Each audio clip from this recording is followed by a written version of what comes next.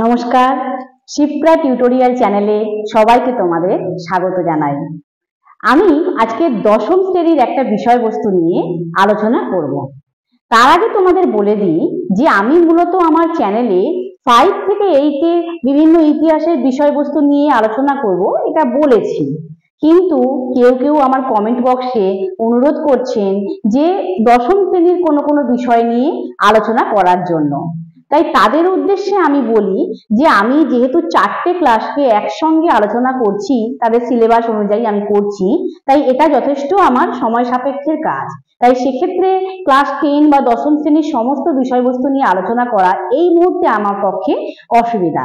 তাই আমি কিছু কিছু বিষয়বস্তু নিয়ে আলোচনা করব যেগুলি 5 থেকে 8 এর বিষয়ের সঙ্গে যোগসূত্র আছে।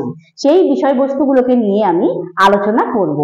আমি আজকে আলোচনা করব বঙ্গদর্শন পত্রিকা সম্পর্কে। এই বিষয়বস্তুর সঙ্গে যোগসূত্র কি? আমি পঞ্চম শ্রেণীতে বঙ্কিমচন্দ্র চট্টোপাধ্যায়ের জীবনী নিয়ে আলোচনা করেছি, তারই সঙ্গে বঙ্গদর্শন পত্রিকার যোগসূত্র আছে, সেটাই আমি এবারে আলোচনা করব। এই বঙ্গদর্শন পত্রিকা এটি 1872 সালে বঙ্কিমচন্দ্র চট্টোপাধ্যায় প্রতিষ্ঠা করেছেন বা করেছিলেন। বুঝতে পারছো তো তাহলে কোথায় যোগসূত্র? বঙ্কিমচন্দ্র চট্টোপাধ্যায় সম্পর্কে যেহেতু বলেছি, তাই তারই প্রতিষ্ঠিত একটি পত্রিকা সম্পর্কে আমি আজকে আলোচনা করছি। এই বঙ্গদর্শন পত্রিকা এটি হলো একটি বাংলা সাহিত্য পত্রিকা, অর্থাৎ এটি বাংলা ভাষায় এই পত্রিকাটি প্রকাশিত হতো।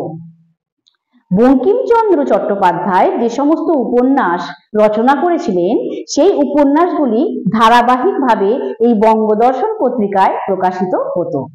এবার ওনার উল্লেখযোগ্য উপন্যাসগুলি কি কি সেটাও আমি আলোচনা করেছি, আরেকবার মনে করিয়ে দিচ্ছি। ওনার উল্লেখযোগ্য উপন্যাসগুলির হলো আনন্দমঠ বা বীজবৃক্ষ, ইন্দিরা, কৃষ্ণকান্তের উইল, কমলাকান্তের দপ্তর, এছাড়াও আরো অনেক উনি উল্লেখযোগ্য উপন্যাস লিখেছিলেন। তা ওনারই এই সমস্ত উল্লেখযোগ্য উপন্যাসগুলি ধারাবাহিকভাবে এই বঙ্গদর্শন পত্রিকায় প্রকাশিত হতো।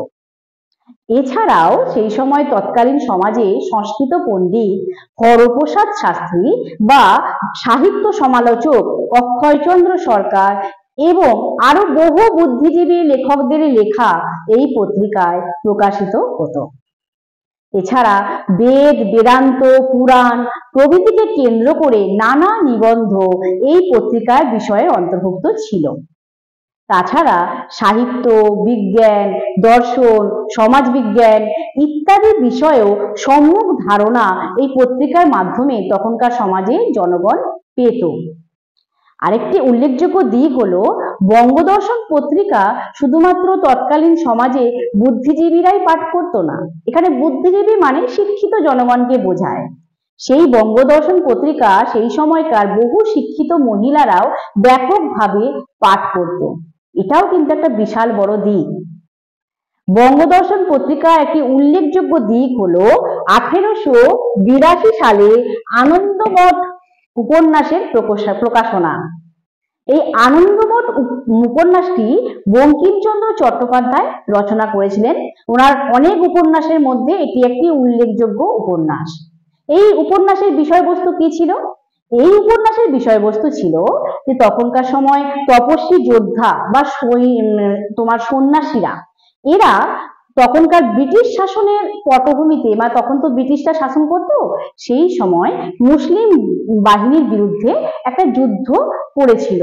সেই বিষয়কে কেন্দ্র করেই এই বঙ্কিমচন্দ্রের আনন্দমঠ উপন্যাসের বিষয়বস্তু ছিল। এবং এই আনন্দমঠ উপন্যাসেই বন্দে মাতরম কথাটি প্রথম উল্লেখ আছে। এই বন্দে মাতরম গানটি তো বঙ্কিমচন্দ্র চট্টোপাধ্যায় রচনা করেছিলেন, এর কথাও কিন্তু এই আনন্দমঠ উপন্যাসে আছে। অধ্যাপক শান্তনু ব্যানার্জি এই বঙ্গদর্শন পত্রিকার গুরুত্ব বোঝাতে গিয়ে বলেছেন যে বঙ্গদর্শন পত্রিকাই হলো এমন একটি পত্রিকা যেখানে একই সঙ্গে দুটি পৃথক দেশে দুটি পৃথক জাতীয় সঙ্গীত একই সঙ্গে প্রকাশ পেত বা এর গৌরব রাখত। এটা কিন্তু কোনো কম কিছু নয়। বঙ্গদর্শন পত্রিকাকে তখনকার সমাজে বাংলার জনজীবনের প্রতিচ্ছবি বলা যেতে পারে। কেন?